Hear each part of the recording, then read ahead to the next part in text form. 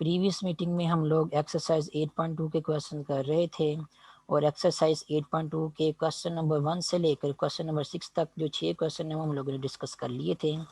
पहले 6 क्वेश्चन में क्या है, हमें जो गिवन एक्सप्रेशंस या क्वांटिटीज दी गई हैं उनको बाय यूजिंग बाइनोमियल थ्योरम हमने एक्सपेंड करना है। ठीक है, और बाइनोमियल थ्योरम क्या होता है ये हम लोगों ने प्रीवियस मीटिंग में पढ़ा हुआ है कि जब भी आपको दो टर्म्स के सम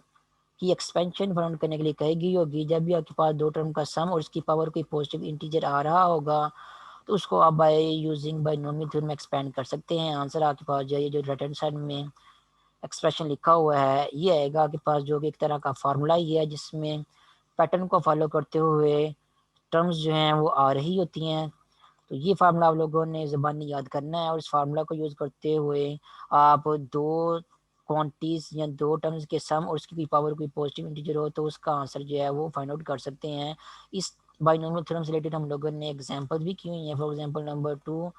और एग्जांपल नंबर 3 जो है वो हम लोगों ने डिस्कस की हुई है प्रीवियस लेक्चर्स में, किस तरह आप जो है वो a plus B whole power 4 by using binomial theorem find out कर सकते हैं। इसी तरह x minus 4y whole power 4 इसको by using binomial theorem find out कर सकते हैं। जैसे आप लोगों ने चेक करना है कि आपको जो गिवन क्वांटिटी दी गई है जिसकी एक्सपेंशन आप लोगों ने फाइंड आउट करनी है by using binomial theorem,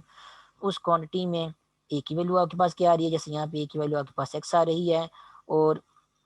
b की वैल्यू यहाँ पे आपके पास आ रही है -4y। तो बाइनोमियल थ्योरम में a और b की वैल्यूज पुट करें और उसके साथ साथ n की वैल्यू आपके पास यहाँ पे 4 आ रही है, n की वैल्यू पुट करें, सिंप्लीफाई करें तो आपको x minus 4y whole power 4 की एक्सपेंशन का आंसर मिल जाएगा। ठीक है, यहाँ पे कुछ इंपॉर्टेंट ऑब्जर्वेशन थी वो भी हम लोगों ने नोट की थी। तो एक ऑब्जर्वेशन तो ये थी कि जितनी भी पावर आप कंसिडर कर रहे होते हैं बाइनोमियल थ्योरम में, for example let's in general n अगर आप लोगों ने कंसिडर की है तो total number of term expansion करने के बाद आपके पास जो है वो n+1 आती हैं। जैसे कि यहाँ पे एग्जांपल में आप देख सकते हैं, एग्जांपल में पावर हमारे पास 4 आ रही थी और नंबर ऑफ टर्म्स हमारे पास कितनी आ रही हैं 1 2 3 4 और 5। तो 4+1 मीन्स 5 नंबर ऑफ टर्म्स जो है आपके पास एक्सपेंशन में इन्वॉल्व हो रही हैं। नेक्स्ट ऑब्जर्वेशन ये थी कि जितनी भी टर्म्स इन्वॉल्व हो रही होती हैं उनमें जब आप ये जो ब्रैकेट में ए और बी जो भी इन्वॉल्व हो रहे हैं, चाहे वो ए और बी हो या चाहे कोई और नंबर हो जो ए और बी की जगह आ रहे होते हैं आपके पास, जैसे यहाँ पे ए की जगह आपके पास एक्स आ रहा है और बी की जगह -4y आ रहा है। तो एक्स और -4y हर टर्म में इनकी कोई ना कोई पावर जो है वो लाजमी इन्वॉल्व होगी, या कह लें इन जनरल ए और बी की पावर जो है वो लाजमी इन्वॉल्व होंगी एक्सपेंशन में। तो इनकी पावर्स को जब भी आप आपस में ऐड करेंगे तो ऐड करने के बाद आंसर आपके पास हमेशा n आएगा इन जनरल। और इन पर्टिकुलर आप देखें आपके पास n की जगह कौन सी वैल्यू आ रही है, यहाँ पे 4 आ रही है। तो जब भी आप पावर्स को ऐड करेंगे, जैसे फॉर एग्जांपल पावर 3 को x की पावर 1 में ऐड करेंगे तभी 4 आएगा, पावर 2 को x की पावर 2 में ऐड करेंगे तो उस तभी ऐड करने के बाद आपके पास यहाँ से 4 आएगा। इस तरह लास्ट वाले टर्म में देखिए -4y की पावर 4 है और यहाँ पे एक्स की पावर क्या है 0 है, जो कि 1 हम यहाँ पे नहीं लिखते। तो इन दोनों पावर्स को भी ऐड करेंगे तभी आंसर आपके पास क्या आएगा 4 ही आएगा। तो ए और बी जो भी आपके क्वेश्चन में इन्वॉल्व हो रहे होते हैं उनकी पावर को जब हर टर्म में जो भी पावर्स आ रही हैं उनकी पावर्स को जब आप ऐड करेंगे तो ऐड करने के बाद आपके पास ये वाला नंबर आएगा जो पावर में लिखा हुआ होता है। उसके बाद नेक्स्ट ऑब्जर्वेशन ये थी कि जिस टर्म में एक्सपेंशन की जिस टर्म में बी की पावर आर इन्वॉल्व हो रहा होगा उस टर्म में जो कॉम्बिनेशन वाला ऑप्शन होता है वो एनसीआर होता है। ठीक है, याद रखिए ऑप्शन की जब हम बात करते हैं तो हम जो इंग्लिश के लेटर्स इन्वॉल्व हो रहे होते हैं हर टर्म में उन लेटर्स के अलावा जो बाकी number wise particular number wise जो क्वांटिटीज या नंबर जो है इन्वॉल्व हो रहे होते हैं उनकी बात करते हैं। ठीक है, तो जब आप इन जनरल ए और बी की एक्सपेंशन फाइंड आउट करेंगे, जैसे कि यहाँ पे लिखी हुई है आपके पास जनरल ए और बी उन दोनों के सम और पावर की एक्सपेंशन, तो यहाँ पे जो इंग्लिश की पावर्स आ रही हैं इनका कोएफिशिएंट जो है नंबर वाइज आपके पास ये जो है NC2 NC1 NC0 इस तरह के नंबर बन रहे हैं। ठीक है, तो ये तो जनरल बात होगी। पर्टिकुलर वाइज अगर आप देखें तो यहाँ पे पर्टिकुलरली जो है वो ए की पावर 4 का कोएफिशिएंट 1 है, ए क्यूब और बी पावर 1 का कोएफिशिएंट आपके पास 4 है, या यहाँ पे इस तरह भी कह सकते हैं ए क्यूब बी की पावर 1 का कोएफिशिएंट आपके पास 4C1 है, ए स्केयर बी स्केयर का कोएफिशिएंट आपके पास 4C2 है, क्योंकि यहाँ पे आपके पास ए बी की जगह जो है वो ए और बी इंग्लिश के लेटर्स ही लिखे हुए हैं, कोई नंबर नहीं लिखे हुए। ठीक है, या कोई और वैल्यू नहीं लिखी हुई। लेकिन अगर आप एग्जाम्पल नंबर 3 की बात करें तो एग्जाम्पल नंबर 3 में आपके पास यहाँ पे ए की जगह एक्स और बी की जगह -4y लिखा हुआ है। ठीक है, तो अगर आपसे कहा जाए कि एक्स की पावर क्यूब और -4y इंटू -4y, इसका कोएफिशिएंट क्या होगा? तो इसका कोएफिशिएंट आपके पास 4c1 होगा। लेकिन अगर आपसे ये कहा जाए कि एक्स की पावर क्यूब इंटू वाई का कोएफिशिएंट क्या होगा, तो उसका कोएफिशिएंट फिर आपके पास जो है वो ये 4c1 नहीं होगा, बल्कि ये -16 होगा। ठीक है, क्योंकि यहाँ पे देख सकते हैं यहाँ के पास बी की जगह जो है वो 4 भी इन्वॉल्व हो रहा है। तो इन दी एंड जब आप -4y क्योंकि पावर लेंगे, जैसे यहाँ पे भी लेंगे, तो पावर लेने के बाद -4 का स्क्वायर जो है वो नंबर वाइज आपके पास सेपरेट हो जाएगा, और वो ये जो इंग्लिश के लेटर्स यहाँ पे आ रहे हैं उनकी पावर के साथ जो है वो भी मल्टीप्लाई हो जाएगा। और कह लें या दूसरे लफ्ज़ में आप कहें तो कम्बिनेशन वाली जो कोएफिशिएंट आ रहा है वो ये जो -4 की पावर इन्वॉल्व हो रही है, दोनों आपस में मल्टीप्लाई होंगे नंबर्स, और मल्टीप्लाई होने के बाद इन दी एंड आपके पास नंबर वाइज एक कोएफिशिएंट आएगा। तो अगर तो आपके पास ए और बी की जगह जो है वो सिंपली ए और बी नहीं लिखा हुआ, कुछ ऐसे नंबर लिखे हुए हैं जो इंग्लिश लेटर्स के अलावा भी एक पर्टिकुलर नंबर्स हैं, जैसे कि यहाँ पे -4 इन्वॉल्व हो रहा है। और आपसे कोएफिशिएंट की बात की जाए तो फिर आप लोगों ने जो ऑब्जर्वेशन यहाँ पे नोट की हुई है, ये ऑब्जर्वेशन आप लोगों ने जो है वो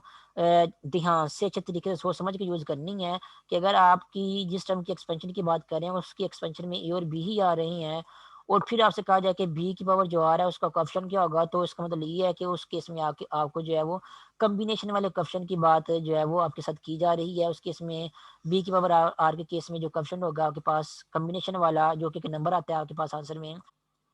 एन सी आर है। फॉर एग्जांपल यहाँ पे देखें एग्जांपल नंबर थ्री में आपके पास जो बी इन्वॉल्व हो रहा है वो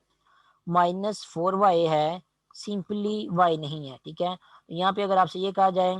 कि -4y और उसकी पावर लेट्स से 3 है, इसका कोएफिशिएंट फाइंड आउट करें, तो उसके केस में क्योंकि बी की जगह आपके पास जो है वो -4y लिखा हुआ है, और -4y की पावर का ही कोएफिशिएंट फाइंड आउट करने के लिए आपको कहा गया है, मीन्स बी की पावर 3 का कोएफिशिएंट आपको फाइंड आउट करने के लिए कहा गया है। तो हमें पता है कि बी की पावर 3 या बी की पावर कोई भी नंबर हो, तो उसका कोएफिशिएंट जो कॉम्बिनेशन वाली टर्म होती है वो क्या बनती है आपके पास NC3, क्योंकि यहाँ पे बी की पावर 3 आ रही है। ठीक है, और दूसरा लफ्ज़ में अगर आपसे ये कहा जाए कि -4y की पावर 3 जो है उसका कोएफिशिएंट फाइंड आउट करें, क्योंकि एक ही जगह एक्स या कोई नंबर नहीं है, तो इसको तो कोएफिशिएंट में हम काउंट नहीं करेंगे। जो number wise particular number wise हमारे पास आंसर आता है हम उसको काउंट करेंगे। तो यहाँ पे -4y की पावर जो 3 है उसका कोएफिशिएंट आपके पास क्या आ जाएगा, वो भी NC3 ही आएगा, और n की जगह यहाँ पे क्या आ रहा है 4 आ रहा है। तो मोर प्रिसाइसली आपके पास आंसर क्या आ जाएगा 4C और 3। लेकिन अगर आपसे ये कहा जाए कि -4y की पावर 3 का कोएफिशिएंट फाइंड आउट नहीं करना आपने, बल्कि आप लोगों ने क्या करना है y की पावर 3 का कोएफिशिएंट फाइंड आउट करना है, तो हम नोट करेंगे कि हम b की पावर जो कोई नंबर हो उसका कोएफिशिएंट जो है वो कॉम्बिनेशन वाला कोएफिशिएंट जो है इस तरह फाइंड आउट करते हैं NC3। ठीक है, और या फिर 4C3 क्योंकि n की जगह हमारे पास यहाँ पे 4 है, लेकिन यहाँ पे अगर कहा जाए कि y की पावर 3 का कोएफिशिएंट फाइंड आउट करें, तो यहाँ पे y जो है आपके पास b नहीं है, इसलिए आप इस 3 को यूज़ करते हुए NC3 को ये नहीं कह सकते, या n की जगह यहाँ पे 4 है तो आप ये नहीं कह सकते कि 4C3 क्या होगा, y की पावर 3 का कोएफिशिएंट होगा। 4C3 जो है y की पावर 3 का कोएफिशिएंट नहीं होगा, क्योंकि y यहाँ पे b नहीं है। तो हम क्या करेंगे, पहले देखेंगे b की पावर यहाँ पे कौन सा नंबर इन्वॉल्व हो रही है। तो बी यहाँ कह लें कि बी की कौन सी वैल्यू यहाँ पे इन्वॉल्व हो रही है, बी की वैल्यू जो यहाँ पे इन्वॉल्व हो रही है पहले उसको यूज़ करते हुए, जैसे बी की वैल्यू यहाँ पे -4y वो इन्वॉल्व हो रही है, उसके पावर 3 को यूज़ करते हुए पहले -4y की पावर क्यूब उसका कोएफिशिएंट फाइंड आउट करेंगे, वो आपके पास होगा 4C3। ठीक है, उसके बाद जब -4y की पावर 3 इसको ओपन करेंगे तो आपके पास आंसर क्या आएगा, इसको ओपन करने के बाद आपके पास आंसर आएगा -4 का क्यूब और इंटू y का क्यूब। ठीक है, ये किसका आंसर आपके पास आ रहा है, ये आपके पास आंसर आ रहा है -4y होल क्यूब। तो -4y होल क्यूब या फिर कह सकते हैं -4 क्यूब इंटू वाई क्यूब, इसका कोएफिशिएंट आपके पास क्या आएगा, क्योंकि b की पावर 3 है इसलिए इसका कोएफिशिएंट जो कॉम्बिनेशन वाली टर्म होगी वो आपके पास आएगा n की जगह आपके पास 4 है तो आएगा आपके पास 4C और 3। लेकिन अगर आपसे कहा जाए कि -4y और पावर क्यूब इसका कोएफिशिएंट फाइंड आउट ना करें, बल्कि सिंपली y की क्यूब का कोएफिशिएंट फाइंड आउट करें, तो y की क्यूब का कोएफिशिएंट आपके पास एक तो ये नंबर भी होगा जो कि y क्यूब के साथ मल्टीप्लाई हो रहा है, और दूसरा ये नंबर भी होगा जो कि वो ओवरऑल -4y की क्यूब के साथ यहाँ पे मल्टीप्लाई हो रहा था, जब आप टर्म्स को जो है एक्सपेंड करके डिटेल के साथ जो है लिखते हैं, जैसे कि यहाँ पे लिखा हुआ है 4C1 4C2 एटसेट्रा ये लिखे हुए हैं। तो जब y की क्यूब के कोएफिशिएंट की बात की जाएगी, जो कि b y जो है यहाँ पे b नहीं है, तो उसके केस में हम क्या करेंगे, y के क्यूब के साथ एक्स्ट्रा जो नंबर आ रहा है उसको भी क्या करेंगे ओवरऑल जो -4y की क्यूब का कोफिशिएंट है जो कि 4c3 है उसके साथ इसको भी मल्टीप्लाई करेंगे, ये मीन्स के -4 और इसके क्यूब को भी मल्टीप्लाई करेंगे 4c3 के साथ। इन दोनों को जब आपस में मल्टीप्लाई करेंगे तो इन दोनों को मल्टीप्लाई करने के बाद आपके पास जो आंसर आएगा वो आपके पास जो वाई क्यूब है उसके कोफिशिएंट का आंसर आएगा। यहाँ पे आप देख सकते हैं एग्जाम्पल में, यहाँ पे देख सकते हैं -4y की क्यूब का कोफिशिएंट आपके पास क्या आ रहा है जो कि कॉम्बिनेशन वाला टर्म है। ये तो एक्स तो आपके पास इंग्लिश का लेटर है ना, इसको कोफिशिएंट में हम कंसिडर नहीं करते। -4y की पावर क्यूब इसका कोफिशिएंट आपके पास कॉम्बिनेशन वाला टर्म ये वाली आ रही है 4c3। लेकिन अगर आपसे ये कहा जाए कि -4y की पावर क्यूब का कोफिशिएंट आप लोगों ने फाउंड नहीं करना, आपने क्या करना है y की क्यूब का कोफिशिएंट फाउंड करना है। तो आप देखें ये जो टर्म है इसको हम सिंपलीफाई अगर करें तो वो इसका आंसर कौन सा आपके पास आ रहा है, ये वाला आ रहा है। यहाँ पे ये जो 4c3 का आंसर आपके पास क्या आ रहा है वो 4 आ रहा है। और -4 की पावर जो क्यूब सेपरेट होगी जैसे कि यहाँ पे भी सेपरेट की हुई है हम लोगों ने, तो वो क्या है उसका आंसर आपके पास आएगा -64। और -64 को जब हम 4 के साथ मल्टीप्लाई करेंगे तो आंसर आपके पास आएगा -256। ये जो -256 होगा ये आपके पास ऑप्शन होगा नम एक्स वाई की पावर क्यूब का जो कि नंबर की फॉर्म में आपके पास आ रहा है। तो नंबर वाले जो पर्टिकुलर नंबर वाले नंबर्स आपके पास आ रही होती हैं हम उनके कोएफिशिएंट की बात करते हैं जब हम जो है इंग्लिश के लेटर के कोएफिशिएंट फाउंड करने के लिए कहते हैं बाइनोमियल की एक्सपेंशन में। ठीक है, ए और बी की वैल्यू अगर आपके पास जो है वो इंग्लिश का कोई लेटर आ रही है तो उसको हम कोएफिशिएंट में जो है वो इंक्लूड नहीं करते इन क्वेश्चन में। लेकिन अगर आपसे ये कहा जाए कि बी की पावर का कोएफिशिएंट फाइंड आउट करो तो वो आपके पास क्या होगा, देखें बी की जो भी पावर आ रही है उस पावर को जो है वो सी के नीचे लिखेंगे। फॉर एग्जाम्पल बी की पावर आर आ रही है तो एन सी आर आपके पास बी की पावर का कोएफिशिएंट होगा। लेकिन अगर आपसे बी की पावर का कोएफिशिएंट फाइंड आउट करने के लिए नहीं कहा गया, बल्कि बी की वैल्यू जो आ रही है जैसे यहाँ पे -4 4y है, बी की वैल्यू में एक नंबर लेके जैसे यहाँ पे एक नंबर वाई ले लिया है, उस वाई की पावर का आपको स्पेशली जो है वो कोएफिशिएंट फाइंड आउट करने के लिए कहा गया है। तो आपने पहले क्या करना है, पहले आप लोगों ने पूरे की पूरी बी का कोएफिशिएंट फाइंड आउट करना है। जैसे -4y की क्यूब है उसका कोएफिशिएंट फाइंड आउट किया आपने 4c3। उसके बाद जिसका एक्चुअली में फाइंड आउट करने के लिए कोएफिशिएंट फाइंड आउट करने के लिए कहा गया, जैसे y की क्यूब का कोएफिशिएंट फाइंड आउट करने के लिए कहा गया है, तो उसको यहाँ पे सेपरेट करके बाकी जो नंबर बच रहा है यहाँ पे बी की पावर को सिंप्लीफाई करके ये जो आंसर मैंने निकाला है, बाकी जो नंबर बच रहा है -4 की पावर 3, इसको भी हम लोगों ने क्या करना है 4c3 के साथ मल्टीप्लाई कर देना है। मल्टीप्लाई करने के बाद फाइनली इन दोनों का आंसर आपके पास क्या आएगा, ये -256 आएगा। ये आपके पास क्या होगा एक्चुअली वाई की क्यूब का कोएफिशिएंट होगा। ठीक है, तो फर्क चेक कर लो, -4y की क्यूब या बी की पावर क्यूब का कोएफिशिएंट आपके पास आएगा 4c3। और अगर y के क्यूब के कोएफिशिएंट की सिर्फ बात की जाए तो y आपके पास यहाँ पे b नहीं है, तो उसको फिर आप लोगों ने थोड़ा सा देख के कैलकुलेशन करके और माइनस बी की वैल्यू में जो एक्स्ट्रा नंबर इन्वॉल्व हो रहा है उसको भी जो है वो कॉम्बिनेशन वाले टर्म के साथ मल्टीप्लाई करके फिर सिंप्लीफाई करके आपके पास जो नंबर की फॉर्म में आंसर आएगा, आपके पास कोएफिशिएंट आएगा, उसको आपने बताना है कि वो क्या होगा। आपके पास y की क्यूब का कोएफिशिएंट होगा नंबर की फॉर्म में, वो आपके पास जो है 256 होगा। तो -4y की cube -4y whole power cube इसका कोएफिशिएंट आपके पास आएगा सिंपली 4c3। वो क्या है सिर्फ 4 ही है। और y की क्यूब का कोएफिशिएंट आपके पास क्या आएगा, वो -256 आएगा। तो कोएफिशिएंट फाइंड आउट करते हुए आप लोगों ने क्या करना है, नंबर्स क्या आपको गिवन दिए गए हैं उनको भी आप लोगों ने ध्यान में रखना है। नंबर आपके पास जो है उस पूरे का पूरा बी ही है, तो फिर कोएफिशिएंट फाइंड आउट करना आसान है। बी की पावर जो भी होगी उसी का जो है वो एन सी और बी की पावर को नीचे लिख देंगे सी के नीचे, तो वो आपके पास जो है वो बी की पावर का कोएफिशिएंट आपको नंबर वाइज मिल जाएगा। लेकिन अगर किसी नंबर की पावर का कोएफिशिएंट आपको फाइंड आउट करने के लिए कहा गया है, वो नंबर भी नहीं पूरा बन रहा, तो फिर उसकी केस में आपको थोड़ा सा ध्यान से जो है वो कैलकुलेशन करके कोएफिशिएंट को फाइंड आउट करना पड़ेगा। जैसे मैंने अभी आपको जो है वो -4y के केस में भी बताया है और सिंपली y की पावर के केस में भी बताया है मैंने अभी आपको। उसके अलावा जो लास्ट वाली ऑब्जर्वेशन थी वो ये थी कि हम जो है वो जनरल टर्म या r+1 टर्म को यूज़ करते हुए ये जो एक्सपेंशन हम बाइनोमियल थ्योरम में फाइंड आउट करते हैं उसमें जितनी भी टर्म्स इन्वॉल्व होती हैं उनसे कोई भी नंबर वाली टर्म जो है वो फाइंड आउट कर सकते हैं। या दूसरे वर्ड में कहते हैं इन जनरल r+1 टर्म जो है हम फाइंड आउट कर सकते हैं। यहाँ पे एक बात याद रखना, अगर आप लोगों ने r+1 टर्म फाइंड आउट करनी है तो यहाँ पे n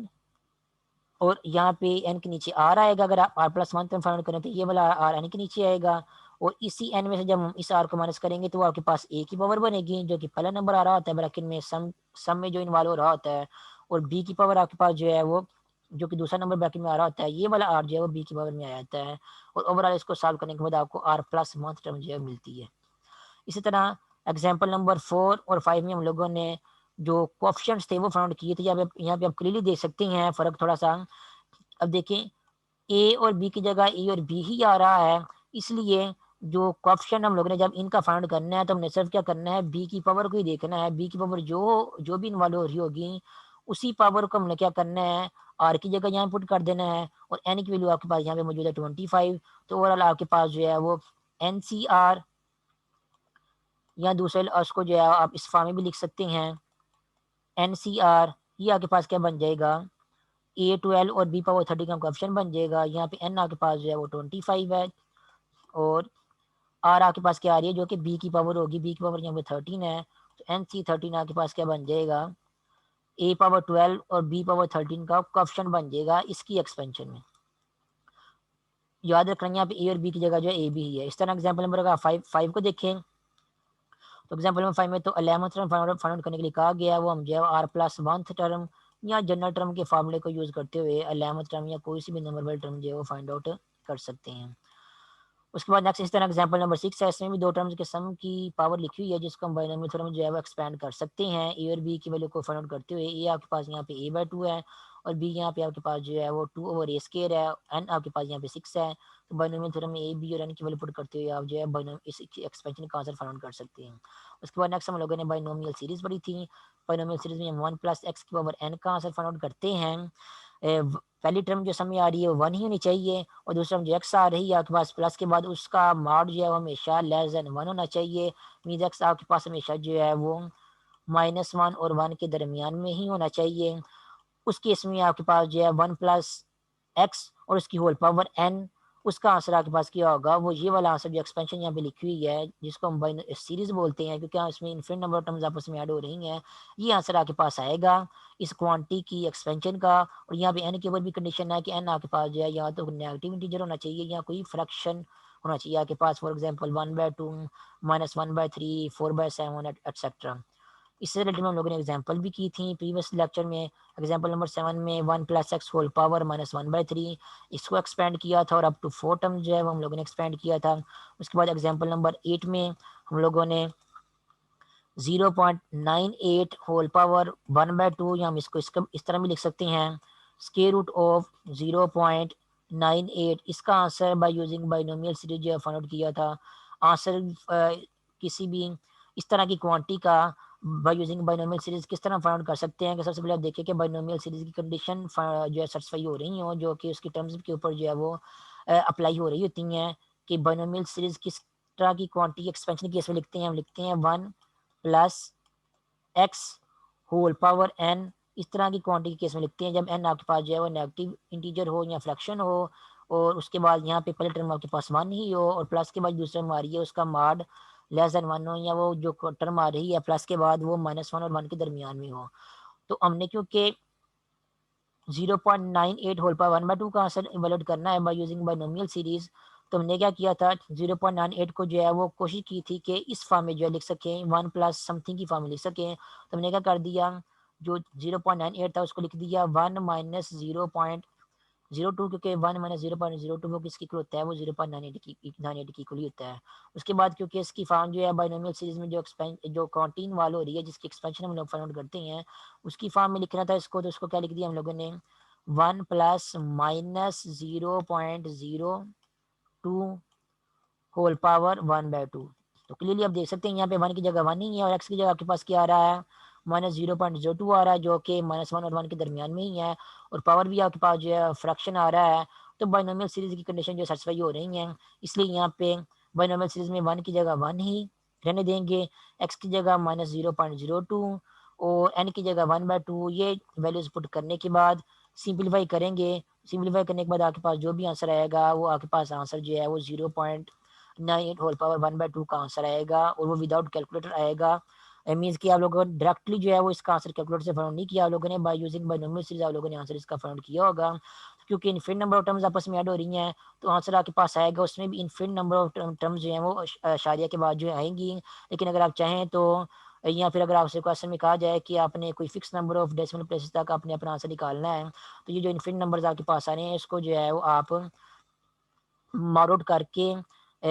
इसका आंसर जो है fix number of decimal place तक भी आप इसका आंसर जो है वो फाइंड आउट कर सकते हैं, या दूसरे लफ्ज़ में आप कहें तो राउंड ऑफ करके जो है वो आप इसके आंसर को जो है वो fix number of decimal place तक भी फाइंड आउट कर सकते हैं। ठीक है, जैसे कि यहाँ पे 4 डेसिमल प्लेस तक जो है वो आंसर इवैल्यूएट किया हुआ है। ठीक है, तो क्वेश्चन के अकॉर्डिंग आप लोगों ने आंसर फाइंड आउट करना है। अगर डेसिमल प्लेस की कंडीशन क्वेश्चन में नहीं लगी हुई तो आप जैसे भी आंसर आपके पास इनफिनिट नंबर ऑफ टर्म्स आ रही हैं सोन करके आप आंसर जो है अपना लिख सकते हैं। अदरवाइज अगर आप क्वेश्चन में कंडीशन ये गिवन दी गई है कि आपने 4, 5, 6 एटसेट्रा कोई fix number of decimal place तक आंसर निकालना है, तो आप राउंड ऑफ करके fix number of decimal place तक आंसर अपना जो है वो इवेल्युएट कर सकते हैं। नेक्स्ट जो है वो एक्सरसाइज हम लोगों ने स्टार्ट की थी। एक्सरसाइज का क्वेश्चन वन से लेकर क्वेश्चन नंबर 6 तक हम लोगों ने डिस्कस कर लिए थे प्रीवियस मीटिंग में। इसमें जो क्वांटिटीज आपको गिवन दी गई हैं इनकी एक्सपेंशन फाउंड करनी थी बाय यूजिंग बाइनोमियल थ्योरम। तो क्योंकि यूजिंग बाइनोमियल थ्योरम इस तरह की क्वांटिटीज़ को एक्सपेंड कैसे करना है रिलेटेड मैंने आपको एग्जांपल करवाई हुई है, तो ये क्वेश्चन मुझे डिटेल में करवाने की जरूरत नहीं है। एग्जांपल्स आप जो है वो देख के समझ सकते हैं कि इन क्वेश्चन को आप लोगों ने कैसे सॉल्व करना है। जस्ट जज करने वाला काम ये होता है कि आप लोगों ने ये देखना है कि आपकी जो क्वांटिटीज़ हैं जिनकी एक्सपेंशन आप लोगों ने यूजिंग बाइनोमियल थ्योरम फाइंड करनी है, उनमें एक की जगह क्या आ रहा है और बी की जगह आ रहा है। तो यहाँ पे एक की जगह 2 पहले क्वेश्चन में और बी की जगह बी ही आ रहा है। दूसरे क्वेश्चन में एक की जगह 1 और बी की जगह -x आ रहा है। तीसरे क्वेश्चन में ए की जगह 2/a और बी की जगह -a व 2 आ रहा है, और एन की जगह यहाँ पे 5 आ रहा है। इस तरह बाकी क्वांटिटीज में देख लें ए और बी की जगह क्या आ रहा है और एन की जगह क्या आ रहा है। ए, बी और एन की वैल्यूज को जो है बाइनोमियल थ्योरम में पुट करें, सिंपलीफाई करेंगे तो आपको एक बाइनोमियल थ्योरम की एक्सपेंशन का आंसर जो है वो मिल जाएगा। तो ये क्वेश्चन क्योंकि आसान ही है, इसमें कोई समझने वाला काम नहीं है, तो इस रिलेटेड मैंने आपको एग्जाम्पल करवाई है, तो ये क्वेश्चन आप लोगों ने खुद कर लेना है। इसी तरह क्वेश्चन नंबर 7 से लेकर क्वेश्चन नंबर 10 तक जो क्वेश्चन है उन क्वेश्चन को अगर हम देखें तो सबसे पहले हम क्वेश्चन नंबर 7 की बात करते हैं। क्वेश्चन नंबर 7 में क्या कहा गया है, find the coefficient of x power 6 into y cube. ठीक है, हमने जनरल रिजल्ट क्या पढ़ा है, जब आपके पास b की पावर इन्वॉल्व हो रही हो और बी की पावर का ही क्वेश्चन आपसे फाउंड करने के लिए कहा गया हो, तो उस केस में बी की पावर का क्वेश्चन क्या होगा आपके पास, NCR। ठीक है, तो यहाँ पे देख सकते हैं बी की जगह आपके क्वेश्चन में क्या आ रहा है, वाई आ रहा है, और वाई ही की पावर जो है वो इन्वॉल्व हो रही है जिसका क्वेश्चन हमें फाइंड आउट करने के लिए कहा गया है। तो हमें क्या करना होगा, जस्ट एन की वैल्यू को ढूंढना पड़ेगा कि एन की वैल्यू क्या है आपके पास, जो कि यहाँ पे 9 है, और आर की वैल्यू क्या, आर की पावर जो कि बी की पावर इन्वॉल्व हो रही है, बी की जगह वाई है तो वाई की पावर 3 क्या आपके पास आर की वैल्यू है। एन की वैल्यू आपके पास क्या है वो 9 है, और आर की वैल्यू जो है वो आपके पास बी की पावर में इन्वॉल्व हो रही है जो कि 3 है वो है। तो NC3 आपके पास क्या होगा, एक्स की पावर 6 इंटू वाई की पावर क्यूब, ये जो क्वांटी इन्वॉल्व हो रही होगी किसी टर्म में, उसका क्वेश्चन आपके पास जो कम्बिनेशन वाली टर्म बनेगी वो N9C3 होगी। ये वाला आपके पास जो है क्वेश्चन का आंसर आपको जो मिल जाएगा। तो ये तो आसानी था क्वेश्चन, क्योंकि इसमें जिस नंबर की पावर का क्वेश्चन फाइंड करने हमें कहा गया था वो नंबर आपके पास एक्चुअली जो है वो बी ही बन रहा था। ठीक है, लेकिन अब थोड़ा सा क्वेश्चन जो डिफिकल्ट हो जाएगा। आप अगर क्वेश्चन नंबर 8 को देखें, क्वेश्चन नंबर 8 में 3 की पावर का कोएफिशिएंट जो है फाइंड करने के लिए नहीं कहा गया जो कि बी था, ए की पावर 7 का कोएफिशिएंट फाइंड करने के लिए कहा गया है। और ए की पावर 7 भी आप देख लें कि ए की पावर ए जो है यहाँ पे वो ए की जगह ए ही नहीं आ रहा, ए की जगह जो है आपके पास यहाँ पे 2a आ रहा है। तो यहाँ पे जो ए है ये वाला, इसको हम सिंपली जनरल जब फार्मूले से कंपेयर करेंगे तो इस ए को ए कंसिडर नहीं करेंगे, जनरल फार्मूले वाला ए कंसिडर नहीं करेंगे। जनरल फार्मूले से जब हम कंपेयर करेंगे तो 2a को हम जो है वो ए कंसिडर करेंगे यहाँ पे। और यहाँ पे जो ए इन्वॉल्व हो रहा है यहाँ पे 2a के साथ ये जो ए मल्टीप्लाई हो रहा है, इस ए की पावर का पावर जो 7 है इसका कोएफिशिएंट हमें फाइंड करने के लिए कहा गया है। तो कोएफिशिएंट फाइंड करने के लिए हमें क्या करना पड़ेगा, हमें देखना पड़ेगा कि वो कौन सी टर्म होगी जिस टर्म में ए की पावर 7 के साथ 7 जो है इन्वॉल्व हो रही है। जिस टर्म में ए की पावर 7 इन्वॉल्व हो रही होगी उस टर्म में ए की पावर 7 के साथ जो भी क्वांटिटी नंबर मल्टीप्लाई हो रहे होंगे वो नंबर एक्चुअली क्या होंगे आपके पास ए की 7 के कोएफिशिएंट जो है वो कंसिडर होंगे। अब हमें ये सोचना पड़ेगा कौन सी टर्म हो सकती है जिसमें ए की पावर जो है 7 जो है इन्वॉल्व हो रही है। ठीक है, तो अब जो है इस क्वांटिटी को अगर आप जनरल फार्मूले से कंपेयर करें, यहाँ पे आपके पास जो है वो इन जनरल ए की जगह जो है वो 2a आ रहा है और बी की जगह आपके पास जो है वो 3 आ रहा है। तो अगर आप इसकी एक्सपेंशन को जो है वो फाइंड आउट करेंगे बाय यूजिंग बाइनोमियल थ्योरम, ए की जगह आप जो है वो 2a कंसिडर करेंगे और बी की जगह आप जो है वो 3 कंसिडर करेंगे। जब पावर से लेना शुरू करेंगे NC0 ए की पावर n बी की पावर 0, ए यहाँ पे 2a है, ये याद रखना। उसके बाद नेक्स्ट NC1 ए की पावर n-1 और b की पावर 1, फिर इस तरह प्लस nc2 a की पावर n-2 और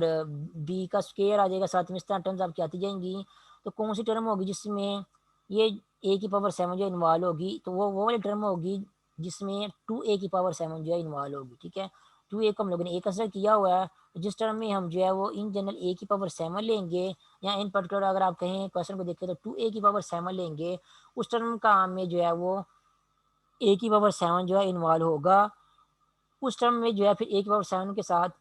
जो नंबर मल्टीप्लाई हो रहा होगा उस नंबर को हम जो है a की पावर 7 का कोएफिशिएंट जो है वो हम कंसिडर करेंगे। तो हमें पता चल गया है कि कौन सी टर्म जो है वो उसमें a की पावर 7 ये आएगा आपके पास सिंप्लीफाई करने के बाद, वो वाली टर्म होगी जिसमें 2a की पावर जो है वो 7 आएगी। तो हम अगर आप जनरल टर्म से कंपेयर करें 2a की पावर 7 अगर आप जो है वो कौन सी टर्म में आएगी, तो अगर हम यहाँ पे लिखते हैं 2a की पावर 7, ठीक है फॉर एग्जाम्पल, तो ये 2 एक्चुअली आपके पास क्या आ रहा है, ए की जगह आ रहा है। जनरल टर्म आपके पास क्या है, जनरल टर्म आपके पास होती है r+1 टर्म की एन सी आर ए की पावर n-r और b की पावर r, ये आपके पास जनरल टर्म है। हम कौन सी टर्म ढूंढ रहे हैं, हम वो टर्म ढूंढ रहे हैं जिसमें 2a की पावर जो है वो 7 इन्वॉल्व हो रही है। ठीक है, तो अब यहाँ पे देखें जनरल टर्म में a की पावर क्या आ रही है, n-r आ रही है। तो हम क्या करेंगे, यहाँ पे 7 को भी जो है वो n समथिंग की फॉर्म में लिख देंगे ताकि हमें जो है r की वैल्यू जो है पता चल सके। ठीक है, n की वैल्यू हमें पता है क्वेश्चन में कि n की वैल्यू जो है हमारे पास 10 है। ठीक है, और यहाँ पे क्या है 7, तो n की जगह अगर हम यहाँ पे जो है वो 10 पुट कर दें, तो आप खुद ही बता सकते हैं कि r की जगह हमें जो है वो क्या पुट करना पड़ेगा, कि अगर हम r की जगह जो है वो कोई नंबर पुट करें या तो उसकी तो हमें इन हमारे पास जो है वो 7 जो है हमारे पास जो है बन जाए। तो n की जगह अगर हम जो है वो 10, और आप देख सकते हैं अगर r की जगह जो है हम -r की जगह हम 3 पुट करेंगे तो आंसर आपके पास क्या आ जाएगा 7 आ जाएगा। तो ये जो 7 आपके पास 2a की पावर में आ रहा है, 7 की जगह हम फिर क्या लिखेंगे 10-3 लिखेंगे। 10 आपके पास ये जो n की वैल्यू है वो वाली, और 10 में से जब हम 3 को माइनस करेंगे तो आपके पास 7 आ जाएगा। इसलिए यहाँ पे ये 2a की पावर 7 आ रही है, इसकी जगह हम क्या पुट कर देंगे, ये वाला 10-3 जो है ये पुट कर देंगे ताकि हमारा कंपैरिजन जो है वो जनरल फार्मूले से जो है वो हो सके। 10-3 पुट कर दिया है 7 की जगह। अब क्लियरली आपके पास चल गया है कि अगर जनरल फार्मूले से कंपेयर करें तो आर की जगह आपके पास क्या आ रहा है, आर की जगह आपके पास यहाँ पे जो है वो 3 आ रहा है। इसका मतलब ये है कि साथ में जो बी की कोई पावर आएगी, जो आर आएगी, वो आर आपके पास क्या आएगी, यहाँ पे इस क्वेश्चन के केस में आपके पास बी की पावर आर जो है वो 3 आएगी। तो बी के आपके पास यहाँ पे क्वेश्चन में वो 3 है, तो 3 की पावर आपके पास साथ में यहाँ पे जो मल्टीप्लाई होगी वो क्या मल्टीप्लाई होगी, वो 3 मल्टीप्लाई होगी। तो ए जो कि एक्चुअली आपके पास 2a है, 2a की पावर 10-3, उसके बाद इंटू 3 की पावर 3, और साथ में जो है वो एन सी समथिंग भी आएगा। एन आपके पास क्या है 10 है, और एन सी आर आता है इन जनरल फार्मूले में। आर की वैल्यू अभी हम लोगों ने देख ली, आर की वैल्यू 3 हमारे पास आ रही है, तो यहाँ पे क्या आ जाएगा 3 आ जाएगा। तो ये आप लोगों ने वो टर्म ढूंढ ली है जिस टर्म में ए की पावर 7 जो है इन्वॉल्व हो रही है। कैसे 7 ए की पावर 7 इन्वॉल्व हो रही है, इस टर्म को अगर आप सिंप्लीफाई करेंगे जैसे, तो सबसे पहले आप क्या करेंगे, इसको इस तरह लिख सकते हैं NC3। उसके बाद ये जो 2a की पावर 10-3 है जो कि एक्चुअली 7 है, तो 2a की पावर 7 को जब आंसर आप निकालेंगे तो यहाँ पे आपके पास आ जाएगा 2 की पावर 7 मल्टीप्लाइड बाय a की पावर 7। उसके बाद नेक्स्ट 3 की पावर 3 आपके पास आंसर क्या आ जाएगा, वो 27 आ जाएगा। तो ये वो वाली टर्म है जिसमें ए की पावर 7 जो है इन्वॉल्व हो रही है, और ए की पावर 7 आपको नजर आ रही होगी यहाँ पे, ये है ए की पावर 7 जो इन्वॉल्व हो रही है। याद रखें ए की पावर 7 में जो ए इन्वॉल्व हो रहा है वो आपके पास बी नहीं है, ए बी आपके पास 3 है। इसलिए हम लोग जो है वो जो कोएफिशिएंट फाइंड आउट करने वाली जनरल ट्रिक क्या है कि बी की पावर जो भी होती है उसका कोएफिशिएंट आपके पास जो है एन सी, और बी की पावर जो नंबर आ रहा है आर वो होता है। इसको हम यहाँ पे यूज़ नहीं करें, हम थोड़ा डिटेल में जो है इसको कोएफिशिएंट को फाइंड आउट कर रहे हैं। तो ए की पावर 7 आपके पास जिस टाइम में इन्वॉल्व होती है उस टाइम को फाइंड आउट करने के बाद हमने क्या कर दिया, जहाँ पे जो ए की पावर 7 आ रहा है उसको ढूंढ लिया, ये आपके पास ए की पावर 7 है। उसके जब उसके बाद ए की पावर 7 का जो नंबर मल्टीप्लाई हो रहे होंगे वो नंबर एक्चुअली क्या होंगे, वो ए की पावर 7 के कोएफिशिएंट होंगे। तो नंबर कौन से मल्टीप्लाई हो रहे हैं, 27 मल्टीप्लाइड बाय NC3 और मल्टीप्लाइड बाय 2 की पावर 7। यहाँ याद रखें यहाँ पे n की वैल्यू आपके पास किया है वो 10 है ये वाली, ठीक है, जो कि यहाँ पे भी ऊपर पुट की हुई है, और क्वेश्चन में भी दे सकते हैं यहाँ पे n की वैल्यू आपके पास किया है वो 10 ही है। तो 10C3 multiplied by 2 power 7 multiplied by 27, ये इनकी मल्टीप्लिकेशन कहाँ से जब आप फाइंड आउट करेंगे वो आप कैलकुलेटर से कुछ फाइंड आउट कर सकते हैं, कैलकुलेशन में कुछ समझाने वाला काम नहीं है। तो वो जो भी आंसर आपके पास आएगा एक्चुअली आपके पास क्या होगा, ए की पावर 7 का कोएफिशिएंट होगा। तो इस केस में जब आपके पास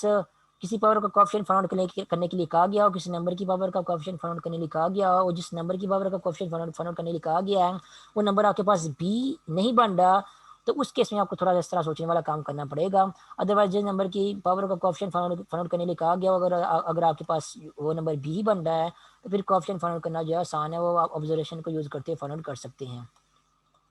इसी तरह अगर आप क्वेश्चन नंबर 9 को देखें तो इसमें भी आप देखेंगे यहाँ पे कि हमें कोएफिशिएंट जो है ए पावर 5 इंटू बी पावर 7 इसका कोएफिशिएंट जो है वो फाइंड आउट करने लिखा गया है। और यहाँ पे भी आप बात नोट कर सकते हैं कि बी की जगह आपके पास क्या आ रहा है, बी की जगह एक्चुअली आपके पास -2 भी आ रहा है, और हमें जो है वो -2 भी इसकी किसी पावर का कोएफिशिएंट जो है वो, या ऐसे कह लें फॉर एग्जांपल कह लें कि इसकी पावर 7 का कोएफिशिएंट फाइंड आउट करने के लिए नहीं कहा गया जो कि बी की जगह -2 भी आ रहा है, बल्कि हमें ए पावर 7 इंटू बी पावर 7 बल्कि हमें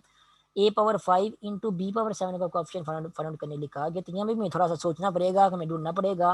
कि वो कौन सी टर्म है जिसमें बी की पावर 7 जो है इन्वॉल्व हो रही है, या दूसरे लफ्ज़ में हम देखेंगे वो कौन सी टर्म है जिसमें -2 बी की पावर 7 जो है इन्वॉल्व हो रही है। जिस टर्म में -2 बी की पावर 7 इन्वॉल्व हो रही होगी उसी टर्म में क्या होगा, उस टर्म में बी की पावर 7 इन्वॉल्व हो रही होगी। फिर उस टर्म को फाइंड आउट करने के बाद हम जो है वो बी की पावर 7 वाली टर्म जो होगी उसमें बी की पावर ए पावर 5 इंटू बी पावर 7 जो भी लिखा हुआ होगा मिल जाएगा आपको, उसकी क्वेश्चन का आंसर आप जो है फाइंड आउट करके बता देंगे। ठीक है, फिर थोड़ा सा क्लियर कर दूं, अगर आपको यहाँ पे क्वेश्चन में ये कहा गया होता है क्वेश्चन नंबर 9 में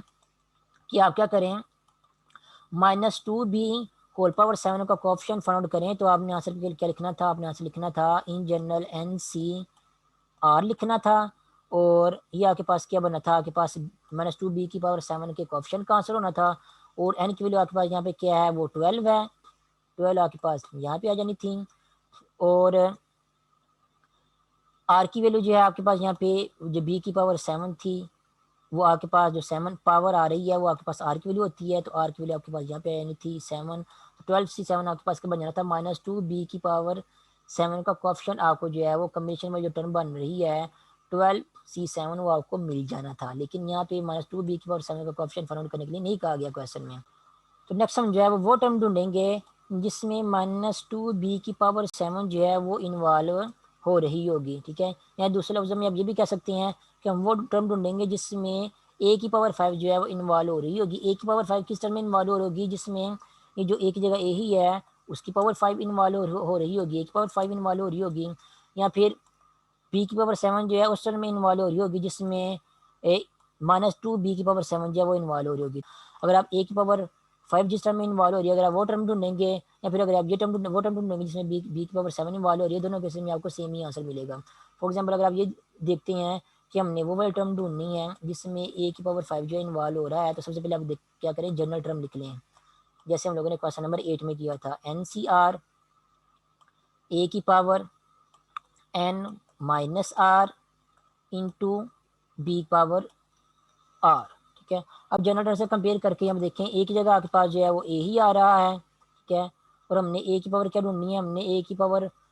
5 वाली टर्म ढूंढनी है, तो हम क्या करेंगे, यहाँ पे पहले लिखते हैं ए की जगह ए ही लिखते हैं और ए की पावर जो है वो 5 लिख देते हैं, क्योंकि हमने ए की पावर 5 वाली टर्म जो ढूंढनी है। उसके बाद जनरल फार्मूला से कंपेयर करें तो ए की पावर में n-r आ रहा है, तो हम क्या करेंगे, ये जो 5 है इसको भी जो है n-r की फॉर्म में जो है लिखेंगे। तो 5 को हम n-r की फॉर्म में कैसे लिखेंगे, n की वैल्यू क्या है यहाँ पे 12 है, तो 12 माइनस समथिंग क्या होगा कि आंसर हमारे पास जो है वो इन दी एंड 5 आएगा, क्योंकि हमने क्या करना है 5 को ही n-r की फॉर्म में लिखना है। n तो हमें पता है वो 12 है, r हमें नहीं पता, और n-r की जगह हमारा आंसर क्या है वो a की पावर में 5 आना चाहिए। इसलिए हम क्या करेंगे, देखेंगे कि 12 में से कौन सा नंबर माइनस करें तो आंसर हमारे पास जो है 5 आएगा। तो हमें पता है 12 में से अगर हम 7 माइनस करेंगे तो आंसर हमारे पास क्या आएगा वो 5 आएगा। इसलिए हम a की पावर में जो 5 आ रहा था उसकी जगह क्या लिख देंगे, उसकी जगह 12 माइनस 7 लिख देंगे जनरल फार्मूला से कंपेयर करते हुए।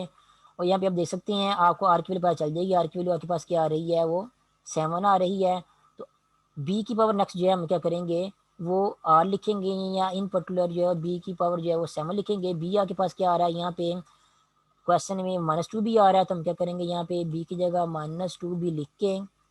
और उसकी पावर आर मीन 7 जो है वो यहाँ पे लिख देंगे, ठीक है। नेक्स्ट है यहाँ पे एन सी आर आ गया है, एन आपके पास आपको पता है वो क्या है 12 है, और आर आपके पास क्या है वो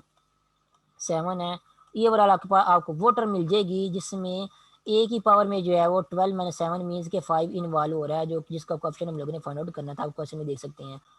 इसी तरह अगर आप ये करते हैं कि ए की पावर 5 वाली टर्म फाइंड आउट करने की बजाय अगर आप क्या करते हैं कि बी की ऐसी टर्म फाइंड आउट करते हैं जिसमें बी की पावर 7 इन्वॉल्व हो रही है, तो हमें पता है वो कौन सी टर्म है जिसमें बी की पावर 7 इन्वॉल्व हो रही है, वो वाली टर्म होगी जिसमें -2 इंटू बी की पावर 7 इन्वॉल्व हो रही होगी, क्योंकि आपके क्वेश्चन में बी की जगह क्या आ रहा है जनरल फार्मूले से अगर आप कंपेयर करें जनरल, तो A plus B whole power N, अगर आप इससे कंपेयर करें तो यहाँ पे आपके पास बी की जगह क्या आ रहा है वो -2 बी आ रहा है। तो जिस टर्म में इन जनरल -2 बी की पावर 7 जो है इन्वॉल्व हो रही होगी, उस टर्म को जो है वो लोगों ने फाइंड आउट करना है। तो हम क्या करेंगे, सबसे पहले -2 बी की पावर 7 लिखेंगे, और जनरल फार्मूले से अगर हम कंपेयर करेंगे तो आर की जगह आपके पास क्या आ रहा है वो यहाँ पे 7 आ रहा है। नेक्स्ट क्या करना है, इसके साथ ए की पावर एन माइनस आर जो है वो लिखना है, वो मल्टीप्लाई करना है। तो ए में पता है हमारे क्वेश्चन में ए जो है वो ए ही है, तो ए की जगह ए ही लिखने के बाद उसकी पावर एन माइनस आर लिखनी है। एन देख सकते हैं क्वेश्चन में आपके पास क्या आ रहा है वो 12 आ रहा है, तो 12 एन की जगह लिखेंगे, और आर की जगह में यहाँ पता चल गया वो क्या 7 है, तो 12 माइनस 7 यहाँ पे आ जाएगा एन की पावर में। एन के बाद चल गया आर का ही पता है मैं, तो एन सी आर साथ में जो है वो 12 से 7 यहाँ पे आपके पास आ जाएगा। तो दोनों ही साइड से जो है आप वो वाले टर्म फाइंड आउट कर सकते हैं जिस टर्म में या तो ए की पावर 5 इन्वॉल्व हो रहा है या बी की पावर 7 इन्वॉल्व हो रहा है। याद रखना इन जनरल ए आपके पास यहाँ पे ए ही है, लेकिन इन जनरल बी आपके पास यहाँ पे जो है बी नहीं है बल्कि -2 बी है। तो ए की वैल्यू ए ही यहाँ पे यूज़ करनी है, लेकिन बी की वैल्यू यहाँ पे आपने जो है वो -2 बी यहाँ पे यूज़ करके वो वाले टर्म जो ढूंढ लेनी है जिसमें ए की पावर 5 या बी की पावर 7 जो इन्वॉल्व हो रही है। अब क्योंकि हम लोगों ने ए की पावर 5 और बी की पावर 7 का कोएफिशिएंट फाइंड आउट करना है, तो हम क्या करेंगे यहाँ पे इसको सिंप्लीफाई करके ए की पावर 5 और बी की पावर 7 को जो है सेपरेट कर लेते हैं यहाँ पे। तो 12 C7 ये आप इसका आंसर आप कैलकुलेटर से फाइंड कर लेना। उसके बाद नेक्स्ट ए पावर 12 माइनस 7 का आंसर आपके पास क्या बन रहा है वो 5 ही बन रहा है, यही हम लोगों ने फाइंड आउट किया था। और बाकी -2 बी की पावर 7 इसको हम लिख सकते हैं -2 की पावर 7 इंटू बी की पावर 7। तब आप यहाँ पे देख सकते हैं कि ए की पावर 5 इंटू बी की पावर 7 आपके पास टर्म में आ रही है, और इनका क्वेश्चन आपके पास क्या बन रहा है, इनका क्वेश्चन आपके पास बन रहा है 12C7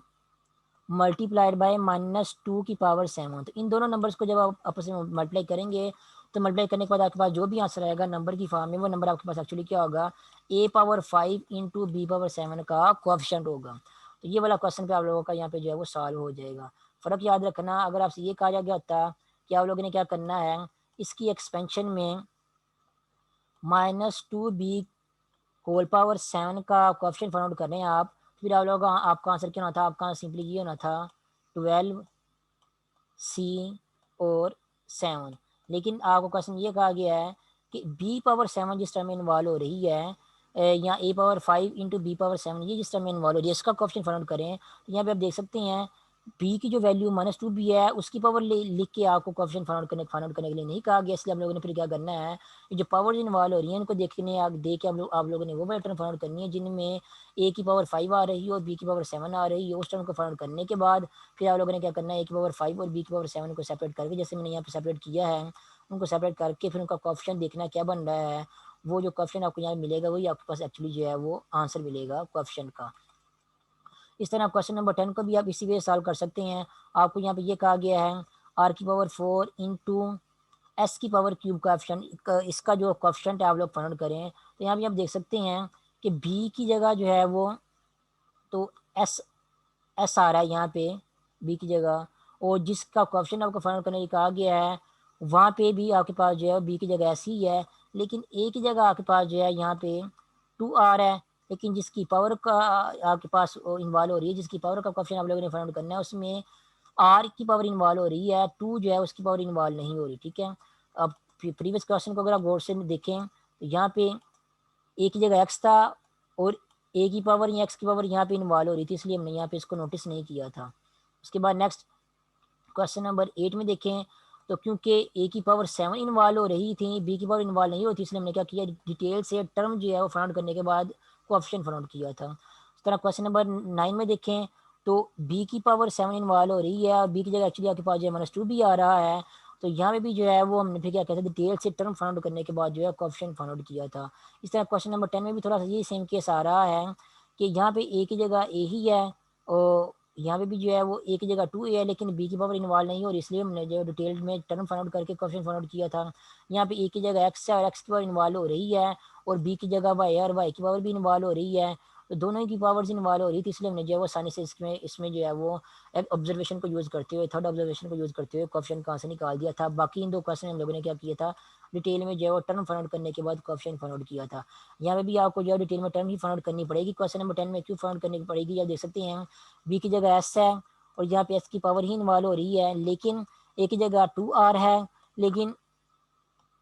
जो 2r है उसकी पावर इन्वॉल्व नहीं हो रही बल्कि जस्ट r की पावर ही इन्वॉल्व हो रही है। तो हमें फिर क्या करना होगा, यहाँ पे भी पूरी की पूरी टर्म फाइंड आउट करनी पड़ेगी। वो वाली टर्म जिसमें r की पावर 4 या s की पावर 3 जो है इन्वॉल्व हो रहा है, जिस टर्म में r की पावर 4 या s की पावर 3 इन्वॉल्व हो रहा होगा वो टर्म एक ही टर्म होगी। तो आप वो वाली टर्म भी ढूंढ सकते हैं जिसमें r की पावर 4 इन्वॉल्व हो रहा है, या वो वाली टर्म भी ढूंढ सकते हैं जिसमें s की पावर 3 इन्वॉल्व हो रहा है। वो आपको सेम ही टर्म जो है मिलेगी, जैसा कि मैंने आप लोगों को क्वेश्चन नंबर 9 में भी जो है वो चेक करके बताया था। वो टर्म ढूंढने के बाद आपने देखना है कि r की पावर 4 और s की पावर 3 का कोएफिशिएंट जो है वो क्या बन रहा है। तो तरीकाकार सेम ही है, एक बार दोबारा फिर से मैं आपको रिपीट कर देता हूँ ताकि आपको जो है समझ अच्छे से समझ आ जाए। कोई भी टर्म आपने ढूंढनी है, सबसे पहले आप क्या करें, बायनोमियल थ्योरम की जनरल टर्म का फॉर्मूला लिखें, NCR ए की power n minus R into B की पावर आर। यहाँ पे आप नोट करें ए की जगह फिर आपके पास क्या है 2r है और बी की जगह आपके पास क्या है s है। और हमने कौन सी टर्म ढूंढनी है, वाली टर्म ढूंढनी है जिसमें s की पावर 3 इन्वॉल्व हो रही हो या r की पावर जो है 4 इन्वॉल्व हो रही हो। तो ये वाला एक ही क्राइटेरिया चूज करना है आपने। यहाँ तो r की पावर 4 वाली टर्म ढूंढे तो आपको फिर 2 की पावर r पहले लिखना पड़ेगा a की जगह, फिर नेक्स्ट b की वैल्यू जो है वो और r की वैल्यू फाइंड करनी पड़ेगी। या फिर आप ये भी कर सकते हैं कि आप जो है वो वाली टर्म ढूंढ सकते हैं जिसमें s की पावर 3 इन्वॉल्व हो रही है। तो आपको क्या करना पड़ेगा, s क्योंकि b की वैल्यू ही है तो यहाँ पे b की जगह जो है वो s को पुट करना पड़ेगा। फिर एन और आर की वैल्यू फाइंड आउट करती है और वो टर्म जो है फाइंड करनी है वो पर्टिकुलर कौन सी टर्म बन रही है जिसमें आर की पावर 4 और एस की पावर 3 इन्वॉल्व हो रही है। तो दोनों केसेस में आपको सेम टर्म मिलेगी। तो आपको जो भी इजी लगता है वो फाइंड जो है वो यूज़ करके आप टर्म फाइंड करें। मुझे ये वाला वे इजी लग रहा है कि बी की जगह यहाँ पे एस है और यहाँ पे एस की पावर 3 ही इन्वॉल्व हो रही है। तो मैं वो वाला टर्म ढूंढता हूँ जिसमें एस की पावर 3 जो है इन्वॉल्व हो रही है और बी की जगह एस ही है। तो हम क्या करेंगे, इस जनरल टर्म वाले फार्मूले में क्या करेंगे, बी की जगह एस पुट करेंगे, पुट कर दिया। और हमने कौन सी टर्म ढूंढनी है जिसमें एस की पावर 3 इन्वॉल्व हो रही हो, तो यहाँ पे एस की जगह हम क्या पावर में क्या लिख देंगे, 3 लिख देंगे। जब एस की पावर 3 लिख देंगे तो वो इन जनरल बी की पावर आर से कंपेयर हो रही है, तो आर की वैल्यू आपको क्या मिल जाएगी, आर की वैल्यू आपको 3 मिल जाएगी। ठीक है, अगर आपको आर की वैल्यू मिल गई है तो उसके साथ जो ए की पावर n माइनस आर आ रहा है आप वो भी जो है वो वैल्यूज पुट कर सकते हैं। ए आपके पास क्या है वो 2r, तो यहाँ पे ब्रैकेट में 2r ए की जगह लिखने के बाद आप क्या करेंगे, उसकी पावर जो n माइनस आर आ रही है वो लिखेंगे। तो n आपके पास क्वेश्चन में देखिए वो क्या है 7 है, तो n की जगह आप लिख देंगे यहाँ पे 7 और माइनस आर। आर आपके पास जो ये वाली 3 वाली वैल्यू है, ये वाली वैल्यू आप लोगों ने नोट करनी है। याद रखना ये वाला आर जो क्वेश्चन में इन्वॉल्व हो रहा है और ये वाला आर जो यहाँ पे जनरल फार्मूले आर इस्तेमाल हो रहा है, ये डिफरेंट आर्स हैं। ठीक है, तो आर की वैल्यू आपने यहाँ पे नोट कर ली है, बी की वैल्यू आर या एस की 3 से कंपेयर करने के बाद आर की वैल्यू आपके पास क्या आ रही है, 3 आ रही है। तो 7 में से आप लोगों ने क्या कर देना है, फिर आर को यानी कि जो आर की वैल्यू 3 है उसको माइनस कर देना है। तो आर की वैल्यू भी आपको पता है, एन की वैल्यू भी पता है, तो साथ में क्या आ जाएगा, साथ में फिर आ जाएगा आपके पास यहाँ पे N C R in general. और एन की वैल्यू आपके पास क्या है वो 7 है और आर की वैल्यू आपके पास क्या है 3 है। इसको मजीद जो हम नेक्स्ट सिंपलीफाई करते हैं, आंसर आपके पास आ जाएगा यहाँ पे 7c3। इसको आप कैलकुलेटर से फाइंड कर लेना, आपका आंसर क्या आएगा। उसके बाद 2 पावर आर और उसकी पावर 7 माइनस 3, 2 पावर आर की पावर 7 माइनस 3, 7 माइनस 3 क्या बनता है 4 बनता है। तो यहाँ पे 2 की पावर 4 जो है वो सेपरेट हो जाएगा और आर की पावर 4 जो है वो सेपरेट हो जाएगा। आप देख सकते हैं कि यहाँ पे आर की पावर 4 जो है वो इन्वॉल्व हो रही है और आपने जो टर्म फाइंड आउट करनी तो उसमें आर की पावर 4 जो आना चाहिए था, देख लें आर की पावर 4 जो ऑटोमेटिकली आपके पास आ गया है। इसलिए मैंने आपको कहा है जब आप लोगों ने वो टर्म फाइंड आउट करनी है तो आप दोनों में से कोई एक क्राइटेरिया चूज कर सकते हैं। यहाँ तो वो वाला टर्म ढूंढना जिसमें आर की पावर 4 इन्वॉल्व हो रहा है, तो जब आप टर्म ढूंढेंगे वो वाली तो उसमें एस की पावर 3 जो है ऑटोमेटिकली आ जाएगा। या फिर आप क्या करें, वो वाला टर्म ढूंढें जिसमें एस की पावर 3 इन्वॉल्व हो रहा है, जब आप वो वाला टर्म ढूंढेंगे तो उसमें आर की पावर 4 जो है ऑटोमेटिकली आ जाएगा, जैसे यहाँ पे आर की पावर 4 जो है ऑटोमेटिकली आ गया है। उसके बाद नेक्स्ट जो है यहाँ साथ में क्या मल्टीप्लाई हो रहा है एस की पावर 3। हमने क्या करना था, हमने वो क्वेश्चन फाइंड आउट करना था आर की पावर 4 इंटू एस की पावर 3 का। तो ये आर की पावर 4 इंटू एस की पावर 3 इसको साइड पे कर लें इस तरह। इसके साथ जो नंबर मल्टीप्लाई हो रहे हैं वो नंबर एक्चुअली क्या होंगे, आपके पास आर की पावर 4 इंटू एस की पावर 3 का कोएफिशिएंट होगा। तो 7c3 को 2 की पावर 4 से मल्टीप्लाई करें, मल्टीप्लाई करने के बाद आपके पास जो भी आंसर आएगा वो एक्चुअली आपके पास क्या होगा, R power 4 into S power 3 का कोएफिशिएंट होगा।